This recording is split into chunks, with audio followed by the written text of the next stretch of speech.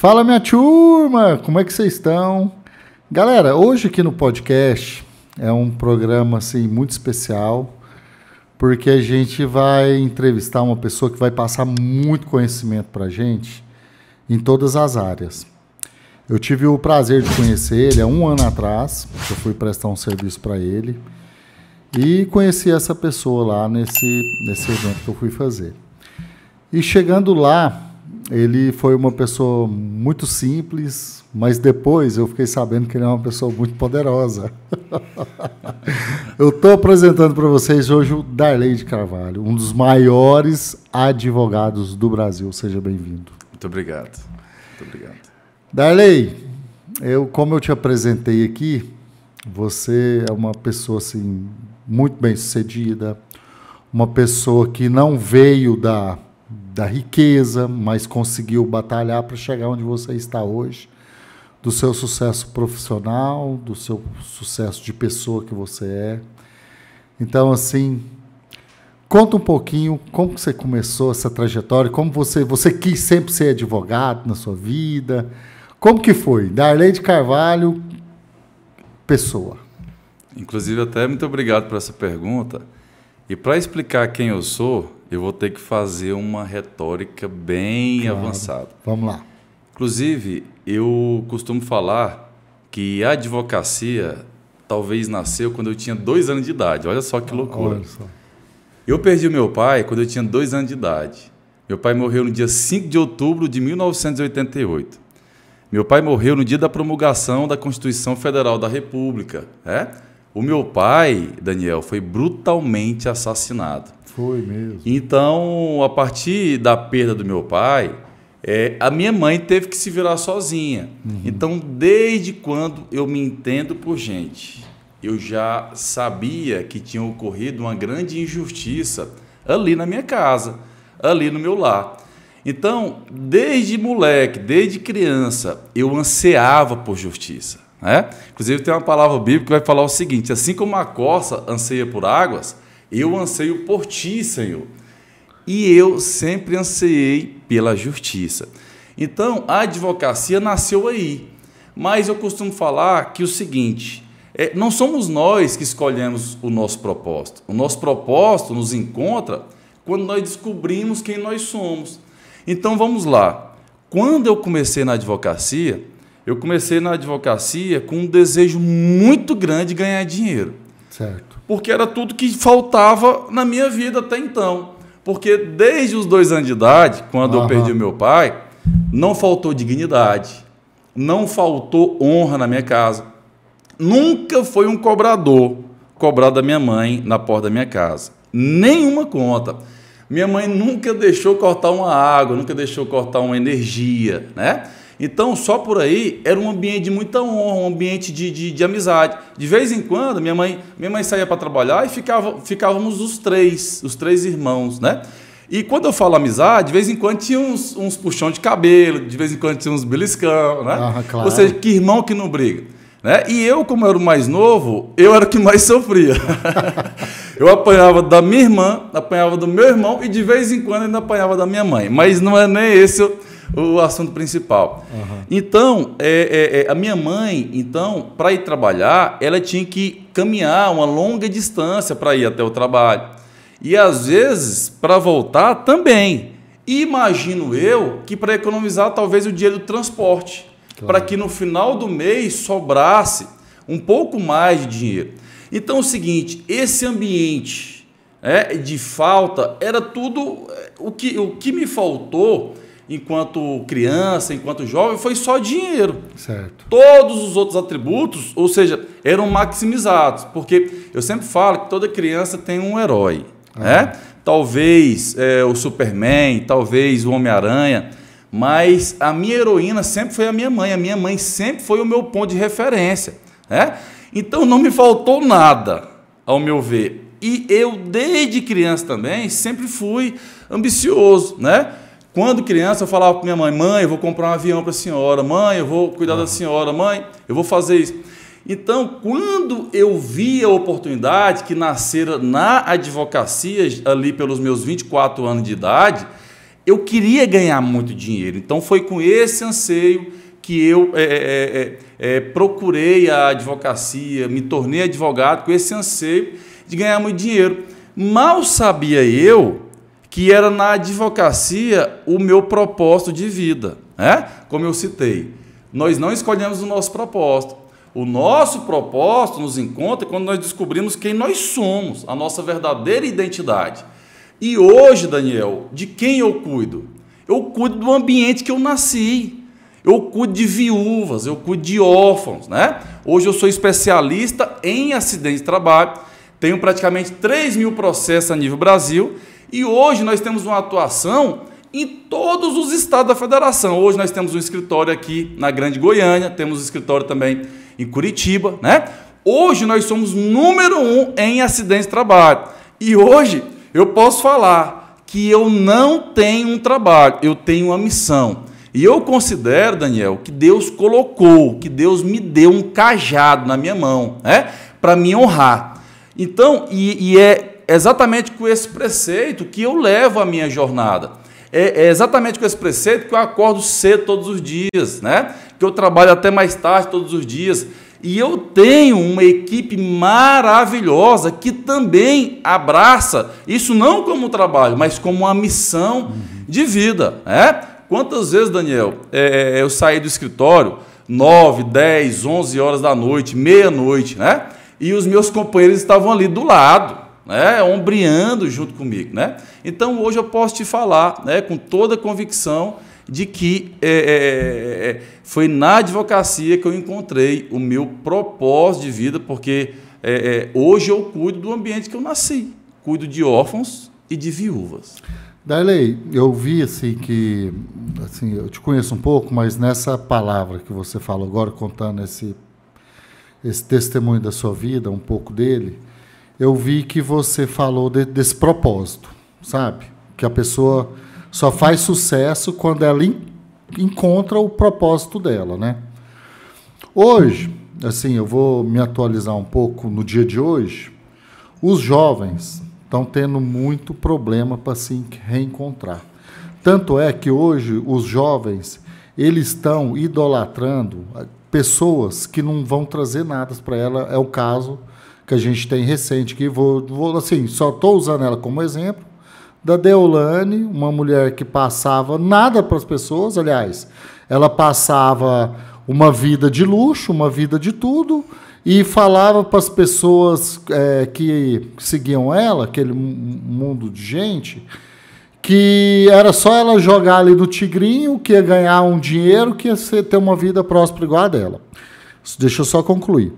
E eu acho que, por exemplo, quem traz esse sucesso para ela, eu acho assim, que é uma população de uma classe mais baixa, de opção evolução, e às vezes até de renda mesmo. E os mais jovens, né? Porque eles querem uma vida mais fácil. Hoje, por exemplo, quando você vai procurar um jovem para trabalhar, às vezes ele pensa só no dinheiro, né? Vamos supor assim.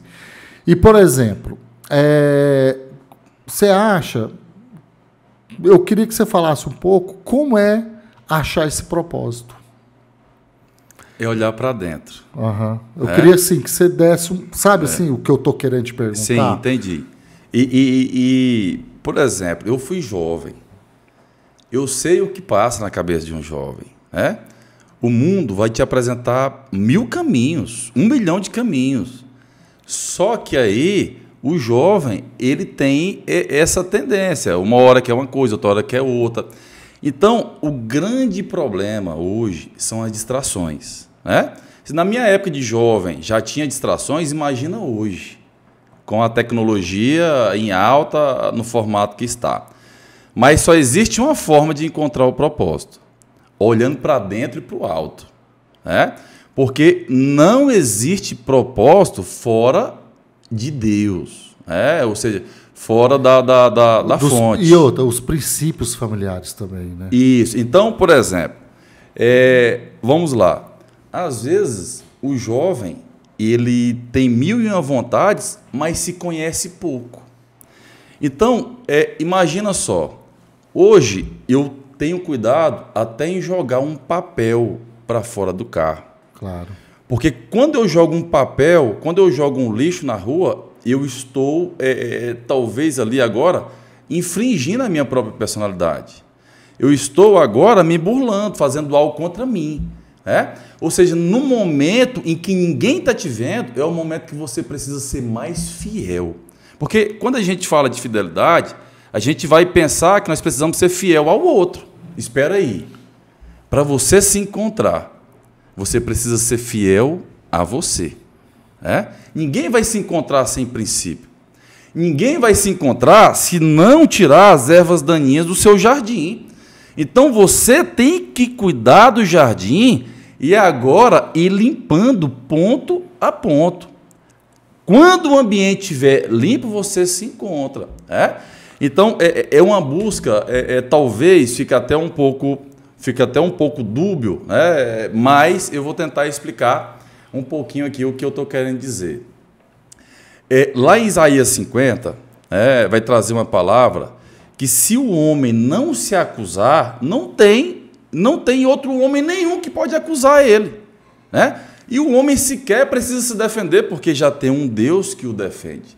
Então, o homem ele precisa ser fiel a ele, porque nós temos uma consciência. Quem é o nosso principal acusador? Somos nós. Nós mesmos. Se você sair na rua, alguém falar um palavrão, te chamar de alguma coisa, espera aí. É o que eu sempre falo para os meus filhos. Meu filho, se lá na escolinha alguém te chamar de feio, olha no espelho, você se acha feio? Espera aí.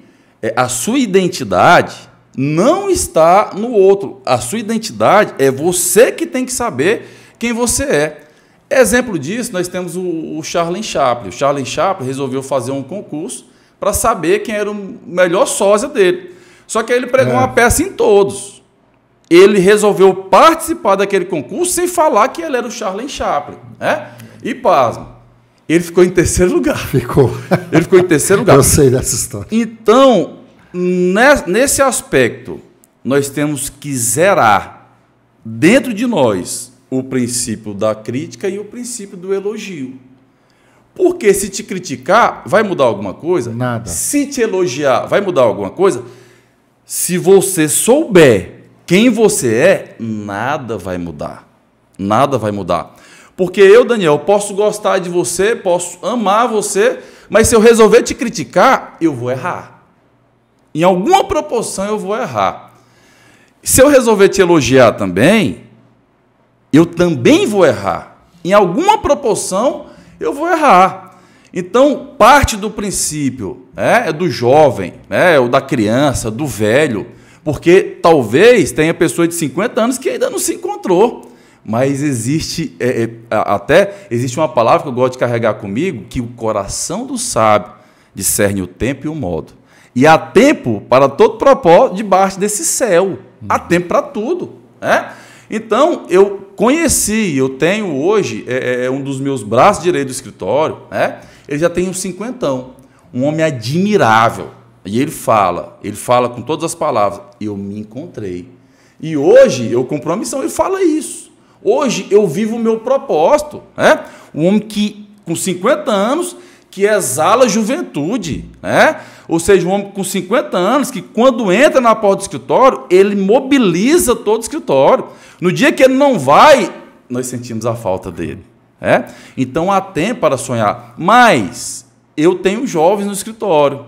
Eu tenho estagiários no escritório, tenho advogados jovens no escritório. Eu tenho um estudante, ou seja, que a história dele é muito bonita, chegou no escritório, eu costumo falar o seguinte, meu primeiro emprego foi como office boy. Embora hoje, com 14 anos de jornada, eu não deixei de ser o office boy, eu continuo sendo o office boy.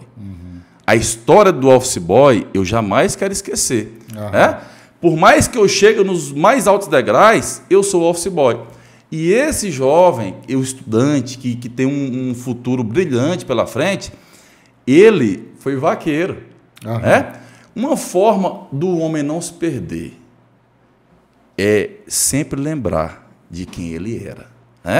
Então, tem uma passagem que eu costumo falar na Bíblia, do homem de Betesda, né? Do tanque de Betesda. Né?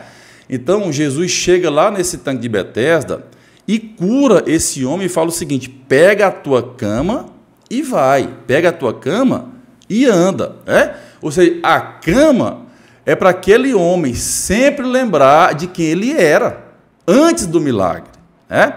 Então, hoje eu vivo um milagre, mas eu não esqueci quem eu sou. Uhum. Houve um tempo, você perguntou do jovem, eu preciso aqui agora tentar responder com o máximo de profundidade possível. Houve um tempo na minha juventude que tudo o que eu queria era uma oportunidade. O dia amanhecia e eu acordava e ansiava por uma oportunidade. E essa oportunidade não chegava. Já houve dias que eu queria acordar o mais tarde possível, porque eu não tinha o que fazer. Claro. Eu não tinha para onde ir. Né? Então, houve um dia, alguns meses atrás, que eu acordei muito emocionado, porque eu lembrei desse dia. Uhum. E pensei, acordei 5 horas da manhã, né? E fui para o escritório, porque da minha casa para o meu escritório dá mais ou menos uns 50 minutos. E eu fui escutando a mesma música, e refletindo sobre o mesmo aspecto. Houve um dia que eu não tinha para onde ir. Hoje eu sei exatamente para onde eu vou. Uhum. Então, uma forma de guardar isso é não esquecendo quem eu sou. E não me burlando. Não me burlando em nenhum ambiente. Então, às vezes o homem acha que ele precisa ser fiel ao outro, que ele precisa ser fiel à esposa, que ele precisa ser fiel ao... Não, o homem precisa ser fiel a ele. A ele. O homem que ele é fiel a ele se torna imbatível. O homem que domina ele é mais forte do que um exército inteiro. Então, o homem precisa se dominar, precisa se governar. O homem precisa se governar na sexualidade, o homem precisa se governar nas emoções, o homem precisa se governar em todos os aspectos da vida. E hoje eu sou suspeito para falar, até antes de iniciar esse podcast, um jovem me perguntou, ele me perguntou exatamente como que era a advocacia. Ele até citou que tinha vontade de ser advogado. E eu falei o seguinte: eu sou suspeito para falar. Uhum. Tudo que eu falar da advocacia, eu vou falar com suspeição. Eu sou suspeito, porque eu sou apaixonado na advocacia, sou apaixonado no que eu faço. A advocacia é o grande presente que Deus entregou na minha mão. Então, o que eu posso fazer? Como não ser grato? Eu perdi, Daniel, o direito de reclamar já há muitos anos. Eu não reclamo de nada. Se está quente, eu não reclamo. Se está chovendo, eu não reclamo. Se cair pedra, eu não vou reclamar. Como não ser grato? O que darei eu por todos os benefícios que eu tenho recebido? Então, só trazendo uma explanação para mim chegar na conclusão. Esse mundo vai apresentar muitas distrações. Muitas distrações. Hoje eu estou na terceira visão da minha advocacia. Na primeira visão, a primeira visão era para ganhar dinheiro. Certo. A segunda visão para ganhar dinheiro. Até que eu entendi qual era o meu propósito dentro do acidente de trabalho. E até dentro do acidente de trabalho, hoje eu não trabalho por dinheiro, mas ganho muito mais dinheiro quando eu trabalhava por dinheiro. Só que tem um porém. Na minha primeira visão, eu trabalhei com um pedido. Na minha segunda visão, eu trabalhei com um pedido também. E na terceira visão, eu trabalho com um pedido, só trabalho com um acidente de trabalho. Então, uma das fórmulas que deu certo foi não se distrair. Não é olhar para o seu vizinho, não é olhar para o outro advogado. Eu não quero ganhar de ninguém, Daniel. Claro. Eu não quero vencer nenhum advogado. Eu só quero trabalhar. Eu só quero ter, como eu citei, um lugar para onde ir. E nada vai me distrair. Nenhuma distração. Eu tenho um rancho extraordinário. Uma casa extraordinária. Inclusive, eu fui convidado para ir lá, né? Inclusive, você vai lá. Eu vou. Você vai lá. No ano passado, eu fui lá 4 vezes. Nossa. 4 vezes. Então, o homem que está no topo da montanha, ele tem menos fome do que o homem que está subindo a montanha. Eu não quero parar de subir a montanha jamais, né? Então, não vai ser a lancha que vai me domar, não vai ser o meu rancho que vai me domar, né? O que eu gosto mesmo é de trabalhar, Daniel. O que eu gosto mesmo é de sair de casa cedo, ralar. Eu costumo falar que o homem nasceu para sofrer, para ralar a cara no asfalto, né? O homem nasceu para sofrer, mas a esposa está lá, dormindo num travesseiro branquinho. A esposa está lá. Quando abre a geladeira está cheia. Um ambiente de honra. Eu gosto desse ambiente. Né? E eu sempre falo, o equilíbrio foi o mundo aí fora que eu gosto desse ambiente que as pessoas falam que é desequilibrado. Para mim é o meu grande equilíbrio. Eu gosto mais de trabalhar do que estar dentro de um barco pescando. Então, não distrair. Não distrair e cumprir o seu propósito. Mas você acredita, Darley, que eu também não me vejo sem trabalho? Eu tenho 3 exemplos que eu vou te falar. O meu pai, graças a Deus, também deu uma vida muito próspera para a gente, para minha mãe. Ele era engenheiro, ele já faleceu também. Ele faleceu dia 4 de agosto de 2000. Mas quando ele ainda estava com 50 e poucos anos, ele trabalhava na CELG e o Wildes Rezende mudou muita coisa lá na CELG e mandou os funcionários mais velhos, que tinham salários altos, aposentar. Cara, meu pai quase enlouqueceu de ficar sem trabalhar. Por quê? Porque ele tinha uma vida ativa, tinha uma... Você está entendendo? Às vezes não precisava de trabalhar pelo dinheiro, mas ele precisava de trabalhar pela honra dele, que ele gostava de trabalhar. Por ser útil, certo? Minha sogra também, jovem demais da conta, minha sogra, 60 e poucos anos, aposentou, mas meu sogro estão, assim, queria estar trabalhando também, ela concursada também, mas teve de aposentar. Ela até procurou fazer outras coisas, mas assim, eu não me vejo também sem trabalhar. Eu tenho honra de vir trabalhar todos os dias. Assim, a minha carga não é fácil, é pesada, assim, mas eu gosto de trabalhar. Sabe, isso aí eu te falo, e eu passo isso para os meus filhos, entendeu? Porque o homem tem que trabalhar, entendeu? Daí, vamos mudar um pouquinho a nossa prosa aí. É muito bom escutar essas palavras de um homem muito sábio perante Deus e perante aos homens, né? Porque você conhece os dois lados. Então, é assim, às vezes é até bom escutar isso aqui de você.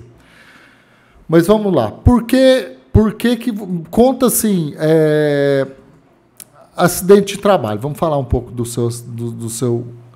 Quando com uma pessoa, quem te procura? São os funcionários ou são a empresa? Só para a gente deixar bem claro assim, como que funciona um advogado de acidente do trabalho. Ah, sim. Existe os dois lados. Certo. Né? Então, hoje, eu tenho praticamente 3.000 processos a nível Brasil, mas em nenhum deles eu defendo a empresa. Né? Eu costumo falar que eu tenho... sua. Opção minha. Certo. Opção só minha. Só para a gente entender. Talvez não seja opção minha. Como eu falei, não foi eu que escolhi o meu propósito. Não, entendi. É um propósito. Eu entendo que esse é o meu propósito. Então, Daniel... Eu não estou falando que eu sou santo, não estou falando que eu sou anjo, não estou falando que eu sou bom, mas eu não minto em processo. Não minto em processo. Né? Não tem meia conversa. Eu defendo aquilo que eu acredito dentro da verdade. Eu defendo a verdade. Então, o meu papel como advogado é pegar essa realidade que eu e você estamos vendo aqui, né? E levar ela imutável para dentro do processo. Porque tem um jurista que cita que o que não está no processo, imagina que essa agenda aqui é um processo. Certo. Tem um jurista que cita que o que não está no processo não existe em lugar nenhum do mundo. Então, dentro do processo, às vezes, uma verdade se torna mentira e uma mentira se torna verdade. Então, parece fácil falar assim, eu defendo a verdade e tal, e etc. Não. Defender a verdade não é tão fácil como parece. Não é tão fácil como parece. Porque eu defendo, na maior parte dos processos a viúva, os órfãos, ou a mãe daquele trabalhador, ou o pai daquele trabalhador, ou os irmãos daquele trabalhador, né? Porém, veja só, quem vai ser o outro trabalhador que viu o acidente, que está ali, que vai testemunhar contra a empresa? Ou talvez que vai falar algo que possa prejudicar o seu ambiente de trabalho. Às vezes ele perde até o emprego dele por causa disso. Então é uma questão de necessidade, é uma questão de lógica. Então, Daniel, na maior parte das vezes, eu não tenho essa testemunha ocular. Na maior parte das vezes, eu não tenho essa testemunha que viu o acidente. Então, vamos lá. Aí eu te devolvo a pergunta. Só para você concluir na sua resposta aqui agora. Você tem uma equipe que investiga? Nós temos uma equipe extraordinária. Aí agora eu sou suspeito novamente para falar da minha equipe, né? Nós temos advogados. Quando eu cito que eu sou especialista em acidente de trabalho, né? Quando eu falo estou falando da minha equipe. Não, claro, né? claro. Então, os advogados, os estagiários, os nossos assessores, até a nossa secretária, eu costumo falar que a minha secretária, né, sabe mais do que muitos advogados por aí, né? Inclusive, é uma vontade que eu tenho, que a minha secretária, né, talvez ela vai ter oportunidade, eu já falei isso para ela, o nome dela é Fernanda. Quantas vezes eu falei, Fernanda, vai estudar, vai estudar. O secretariado, com todo respeito, com todo cuidado e zelo, ele tem um teto. Nossa, e o cavalo selado está passando na porta dela. O secretariado, exato. O secretariado tem um teto. Você desenvolve, mas até que ponto que você vai conseguir desenvolver no secretariado? A advocacia não. A advocacia é um mundo ilimitado. Quem vai ter que colocar um limite, talvez somos nós. Porque de limitados que somos, nós não conseguimos abraçar. Imagina, acontecem 70 mil acidentes por mês. Só desses que são relatados, né, via INSS. Tá? Fora aqueles que acontecem lá no meio de uma fazenda, que não foi emitida a CAT, né? Ou seja, que ficou por ali mesmo, que não foi formalizado. Eu, como especialista de acidente de trabalho, consigo chegar em todos? A cada 38 segundos acontece um acidente de trabalho no nosso país. A cada 3 horas e 40 minutos morre um trabalhador, né? Então, nós somos como aquela andorinha querendo fazer verão. Eu costumo falar que eu vou morrer querendo fazer verão, mas eu vou cumprir aquilo que eu fui chamado na minha limitação, né? Embora falar a limitação parece que é um pouco contraditório. Nós temos 3 mil processos, não estou aqui falando, eu estou falando o que é a realidade, né? Mas, mesmo assim, sendo o maior escritório de acidente de trabalho do Brasil, mesmo assim nós somos limitados, nós não conseguimos atender toda essa demanda do nosso país. Hoje o nosso país é o país com todo cuidado, né? Eu sou patriota, amo o meu país, mas nesse ponto nós precisamos ser realistas. Hoje o Brasil é o país que mais mata no aspecto do acidente de trabalho, né? Nós somos melhor em quê? Até outro dia nós éramos melhor no futebol, Daniel. Agora nem no futebol, ontem mesmo nós perdemos do Paraguai, né? Então, eu não dei conta de terminar de ver aquele jogo. Então, meu filho foi dormir. Olha só, perdeu, né? Perdeu aquela paixão do brasileiro. Mas assim, Daniel, só para concluir o raciocínio. O Brasil hoje, ele não é número 1 em nada, mas no acidente de trabalho é. Meu Deus. Nosso país é o país que mais mata no aspecto do acidente de trabalho. Existe uma controvérsia, né? Existe uma pesquisa que vai falar que é os Estados Unidos e tal, mas eu sou categórico que o Brasil é o país que mais mata, sim, no aspecto do acidente de trabalho. Darley, continuando aquele raciocínio que eu te interrompi, você falou que nenhum funcionário, nenhum amigo ia testemunhar, ia contar a versão. Aí só conclui para a gente entender.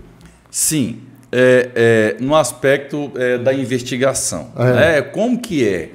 Você até perguntou... Ninguém quer topar ali com medo de perder o emprego. Você perguntou como que é feita essa investigação. Nós temos meios, Daniel. Não à toa, nós somos o maior escritório de acidente de trabalho do país. Claro. E se alguém contrata um advogado, não é porque, como aquela história, eu quero porque quer ganhar. Aham. Quando alguém contrata um advogado, é porque quer vencer. Claro. É porque quer fazer justiça. Nada do que faça, nada do que eu faça ou que a família faça vai trazer aquele ente querido ou amado de volta. Mas eu costumo falar que a justiça é como esse celular, que é um lugar para você pegar. Justiça não existe. Não existe. Aqui quem te fala é um jurista, né, que desde os 2 anos de idade anseia por justiça. Anseia por justiça porque ocorreu uma injustiça dentro do meu lar e que eu vou carregar para o meu túmulo essa injustiça.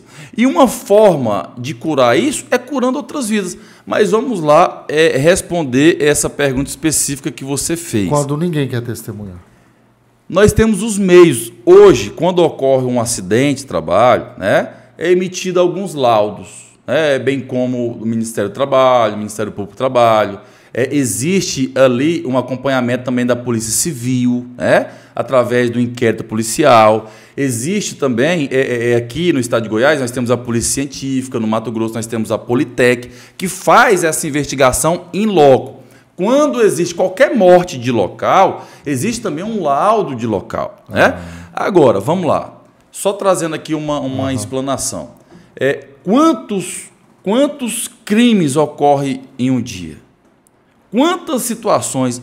O marido que brigou com a mulher, o camarada que construiu fora da circunferência do lote dele, etc.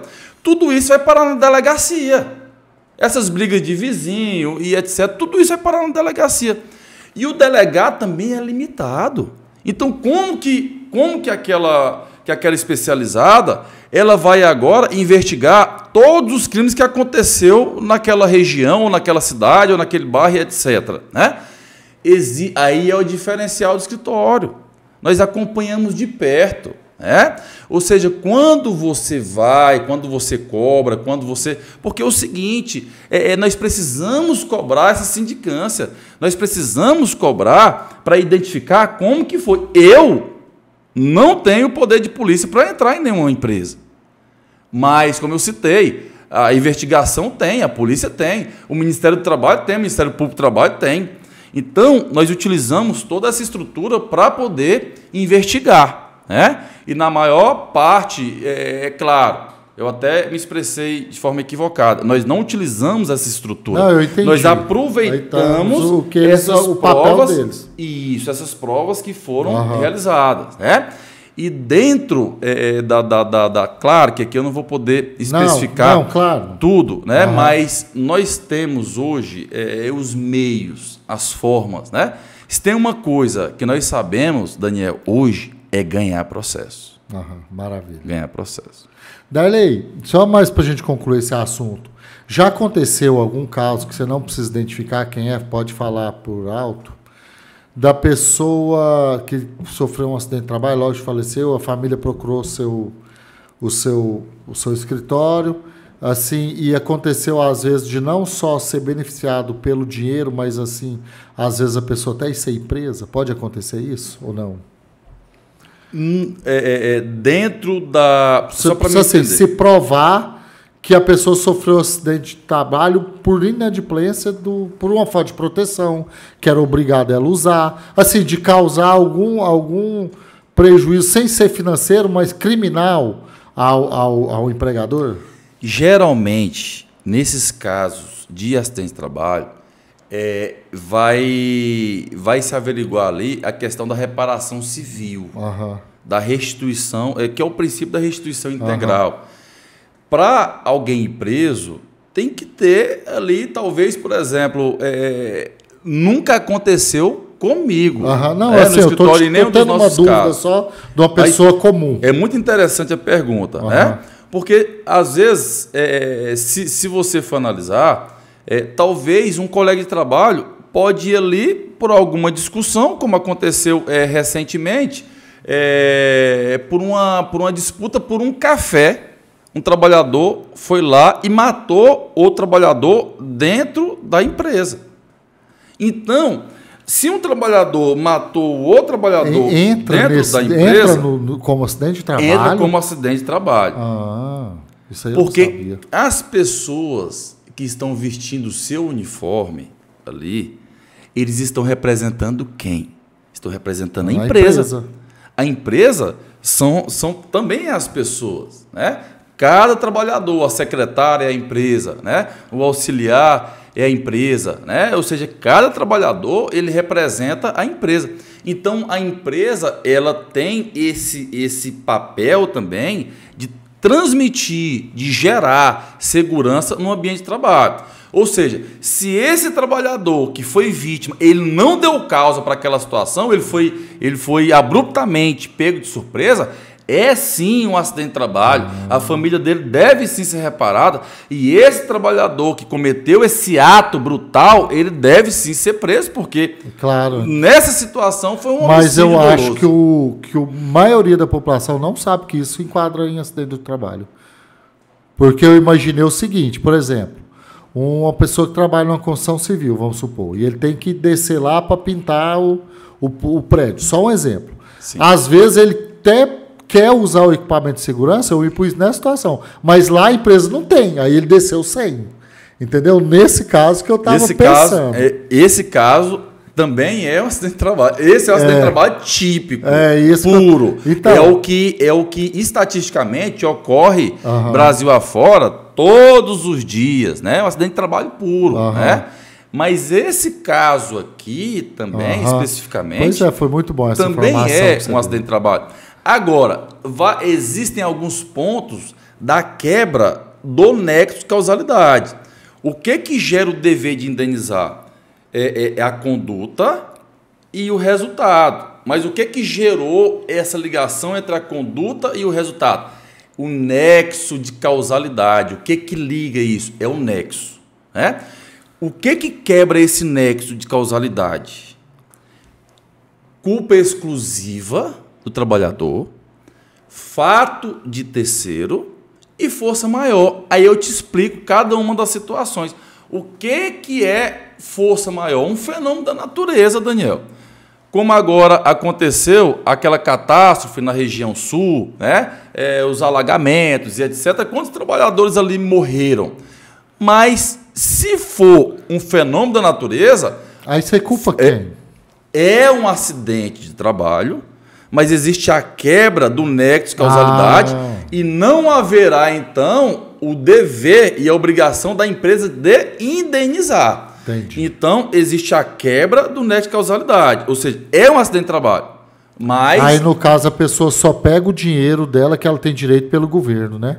No caso, uma aposentadoria, alguma coisa assim, né? Isso, que no caso, geralmente, as viúvas, quando perde seu marido, ela tem direito a uma pensão por morte. Certo. Uma pensão por morte. Mas só terminando o raciocínio... Não, claro, sabe, foi só porque eu... Força maior está explicado, que é o fenômeno da natureza. Da natureza. Nós temos também o chamado fato de terceiro.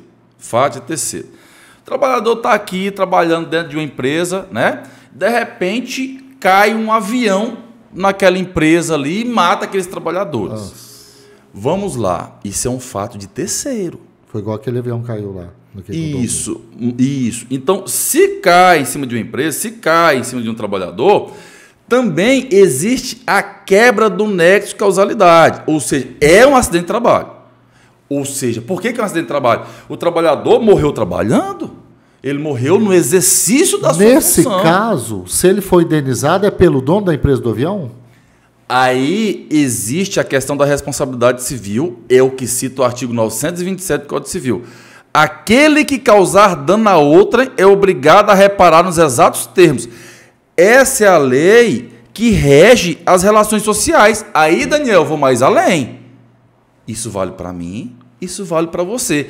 Se o Daniel, né, pegar o carro dele, né, acelerar numa velocidade a 150 km por hora, matar um médico numa faixa de pedestre, que ganha lá 20, 30 mil reais, né? Ou seja, matou esse médico, fica viúva. O Daniel agora é obrigado, que é o que cita o artigo 927 do Código Civil. Aquele que causar dano a outra é obrigado a reparar nos exatos termos. O Daniel agora é obrigado a reparar aquela viúva até que o marido dela completasse a expectativa de vida do brasileiro, que hoje está na casa de 76, 75, alguma coisa. E só uma pergunta, né? Se a pessoa não tiver condições, se for um pobre que passou por cima desse médico? Aí nós temos duas situações. Né? Primeiro, a lei ela é muito clara. Por exemplo, se for uma pessoa que não tem a condição de arcar com aquela despesa, ela vai ser condenada. Ela vai ser condenada a pagar. Mas na reparação civil. Eu estou explicando. Eu sei, é só para. Mas pode ser também, que aí já não é a minha área, pode ser também que ela infrinja aqui a lei penal. Pode ser também que seja considerado aqui como um crime doloso, né? Como um homicídio doloso. Ou seja, a pessoa se colocou na posição de matar. Tá, mas só pulando essa parte, na parte financeira, como que ela... na parte financeira. Na sua parte. Vamos lá. A pessoa não tem condições de pagar. Vamos ver o que acontece. Certo. A família tem todo o direito de entrar, de pedir o direito, pedir a reparação civil, pedir ali dano moral, dano material, né? O pensionamento, até diante da expectativa de vida, o pensionamento vitalício, tem todo o direito e pode fazer por uma questão de justiça e tal. Porque a justiça, talvez o formato pecuniário é o formato que a justiça escolheu para indenizar, para reparar, porque se dói no bolso, existe ali uma conscientização, né? Mas vamos lá, aquela família ela pode sim buscar as indenizações, tá? Só que aí é aquela famosa situação, pode ganhar, mas não levar. Então ela vai ter a sentença na mão, ela vai ter a decisão na mão, que ganhou o processo. Porém, na hora de executar, vai achar o quê? Aquela pessoa não tem condição. Nada, Então não existe. Tem como cumprir, né? E isso é observado. A quem muito é dado, a muito também é cobrado. Tá. Então, se tem uma empresa como uma multinacional, não vou nem citar o nome aqui, cada um de nós vai ter a mentalidade de uma multinacional. Essa empresa, se ela descumprir uma regra, acontecer um acidente de trabalho ali dentro, por uma responsabilidade subjetiva, ficar provada a culpa, ela vai arcar exatamente na proporcionalidade daquilo que lhe foi dado. A quem muito é dado, a muito também é cobrado. Agora, se foi o Joãozinho da esquina, o Zezinho do gás, isso também vai ser observado. Né? Mas eu costumo falar o seguinte, quem não tem a condição de pagar 100, paga 1. Não tem condição de pagar 100, paga 2. Pagar na proporcionalidade daquilo que... Então, isso também, claro, nós advogados, nós temos uma profissão de meio, não de resultado. O resultado vai estar na mão do juiz, que vai sentenciar, que vai trazer a decisão, etc., bem como os desembargadores, né? Mas eles observam, hoje a jurisprudência nos traz isso, né? Ou seja, se é um processo em face de uma multinacional, é uma coisa. Se é contra o Zezinho da esquina, nós temos outro resultado. Claro, deixa eu só para a gente concluir essa parte. Por exemplo, esse Zezinho da esquina atropelou lá o médico, não tem condições, saiu a sentença, ele foi né, com a sentença lá, e ele fica, por exemplo, se ele fica bloqueado, por exemplo, de arrumar algum emprego, de fazer mais alguma coisa na vida? Ou não? Então. Ou se ele arrumar um emprego, tem que debitar do salário dele, é obrigado? Isso. Hoje é cobrado pelos cartórios, né, em algumas situações, em algumas relações jurídicas, a certidão negativa de débitos trabalhistas. Então, da mesma forma que tem aquela certidão negativa de algum crime que alguém cometeu. Então, nesse caso específico, pode bloquear ela em algum ponto. Entendi. Uma dívida trabalhista hoje pode bloquear o passaporte. Uma dívida trabalhista hoje pode bloquear a CNH. Então, uma dívida trabalhista ela tem algumas consequências que vai além do formato pecuniário. Maravilha. Não, só estou tirando essas dúvidas. Porque eu estou gravando um podcast com um especialista, então eu tenho certeza que tem muita gente trabalhando. E às vezes muita gente não sabe disso. Exato. Então, às vezes eu estou, entendeu? Estou aproveitando a sua presença aqui para a gente tirar todas as dúvidas. Darley, eu vi que você é um homem bem família hoje, a gente conversou de sonhos lá embaixo. Assim, você chegou num patamar que você está falando que não está correndo mais atrás do dinheiro, né? Aí eu até te fiz uma pergunta nos bastidores, como, assim, quer ter uma vida... Porque hoje todo mundo, a maioria, hoje vamos pôr que você não faz parte de 3% da população mundial, né? Que chegou nesse estágio que você está. Aí eu te perguntei, Darley, mas você quer comprar uma Ferrari, você compra. Só um exemplo. Assim, mas você não tem a mesma emoção que você tinha quando você teve o dinheiro de comprar o primeiro carro, certo? Aí, como você é uma pessoa muito cristã, eu até te perguntei lá embaixo, qual que era o prazer da sua vida hoje? Porque às vezes o pessoal pensa que só o dinheiro é que traz o prazer. O que você fala para esse pessoal? O trabalho dignifica o homem. Então, numa escala de prioridades, né? O trabalho talvez perde... para mim, talvez perderia, né? Porque para mim não tem prazer nenhum maior do que o homem estar em paz com a família, com Deus, né? Mas o trabalho está na minha escala de prioridade. O trabalho me dignifica. O trabalho relata exatamente quem eu sou. Se você, Daniel, me conhecesse em um churrasco aleatório, talvez você não iria me conhecer. Talvez, se nós nos encontrássemos numa esquina qualquer, o Daniel jamais iria me conhecer. Mas, se o Daniel me conhecer no meu meio de trabalho, o Daniel, de fato, vai me conhecer. Porque ali eu consigo ser quem eu sou de verdade. É ali que eu me encontro. É ali que eu identifico o meu propósito. Quando eu ganho um processo, claro, ganhar é bom, Daniel. Ganhar dinheiro é muito bom. Mas quando você está dentro de um aspecto, de uma função social, quantas famílias foram transformadas pelo trabalho do nosso escritório? Pelo trabalho que saiu aqui dessas mãos, né? Ou seja, do dom. Eu costumo falar que todos nós recebemos um dom da parte de Deus. Cabe a nós encontrar esse dom lá dentro do propósito, da identidade e etc. Você já explicou no início. Então, para mim, Daniel, eu sou suspeito, né? Mais uma vez, eu vou utilizar essa palavra, eu sou suspeito para falar de trabalho, né? Porque para mim é mais prazeroso trabalhar do que pescar. Então, eu costumo até falar para minha esposa que por mim eu trabalhava de segunda a segunda. Mas espera aí, eu tenho uma esposa. Tem filhos. Eu tenho filhos maravilhosos, eu tenho 3 filhos, né?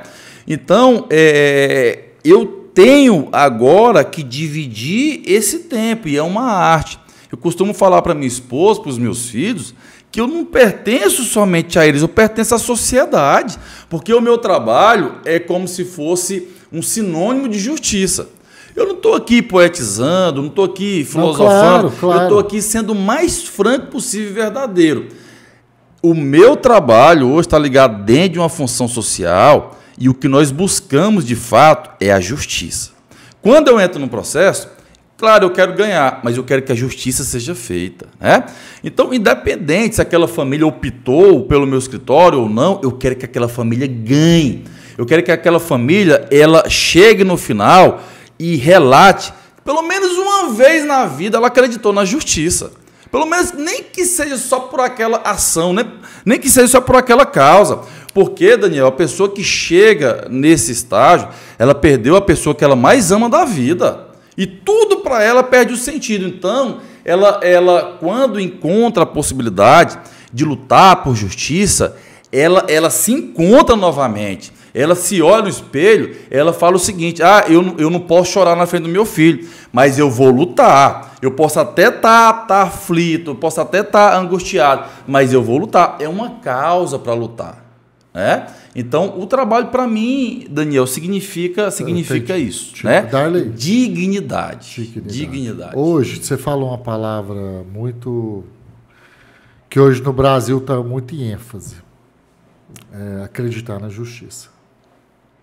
Assim, não vou te fazer pergunta, que vou jogar contra a parede. Mas você acredita na justiça hoje, do judiciário?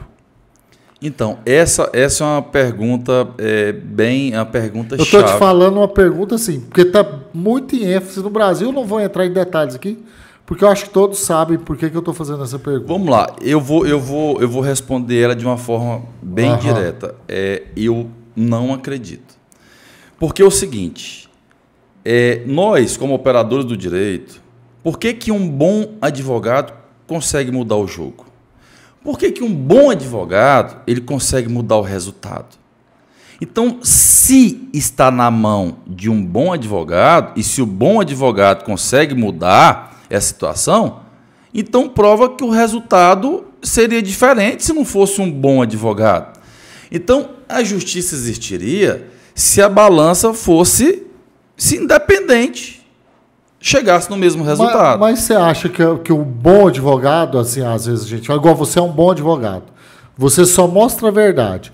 Mas o bom advogado não é porque o advogado é mais preparado para aquela situação? Por isso que ele ganha as causas? Eu vejo por esse lado, assim, não? Sim, mas eu volto a repetir. O advogado, ele é o primeiro juiz da causa. Então, eu vou repetir aquela mesma frase de um grande jurista que nós temos hoje no Brasil. Inclusive, o Nelson Williams fala muito isso. O que não existe no processo, não existe no mundo. Então, muitas mentiras, Daniel, se tornam verdades absolutas. E muitas verdades absolutas, por não ter se materializado, se tornam mentiras absolutas. Então, o Nelson Williams costuma falar que a justiça é um jogo. Vence o melhor. Vence o melhor. Então, eu não estou aqui para romantizar. Eu quero que os meus clientes acreditem na justiça. Nem que seja por um dia, mas eu quero que eles acreditem na justiça. Mas existe o grande risco de chegar no final e eles continuarem não acreditando. Então, o meu papel é manter isso vivo, é manter a esperança viva, é trazer de volta aquele lá, a dignidade. A esposa, Daniel, que ela era responsável, então, só por cuidar dos filhos. Ou seja, quantas esposas, quantas viúvas grávidas, perdeu o marido e quando perdeu o marido não sabia o que fazer. Então, e aí? Geralmente, qual é a tese defensiva do outro lado? É que a culpa foi do trabalhador. Então, todas as viúvas, elas enfrentam que foram os seus maridos que causou a morte dele. Que causou a própria morte. Que foram irresponsáveis, que foram imprudentes, que foram negligentes, e que por alguma razão erraram. Mas essa não é a realidade. Essa não é a realidade. Então, diante dessas premissas, e dessa retórica, como acreditar na justiça? Mas, às vezes, você falando isso, às vezes você não está desmoralizando um pouco? Eu estou para moralizar, porque a minha luta é pela justiça. A minha luta é para que ela exista. Agora, a minha luta é para que ela de fato claro exista. Seu ponto de vista. Isso. Então, para mim, eu tenho essa luta instaurada. Quando eu perdi o meu pai, e ao longo dos anos, em um certo momento, isso gerou uma certa revolta no meu coração. E um dos meus sonhos era acabar com todos os crimes. E eu fui identificar, fui pesquisar sobre essa...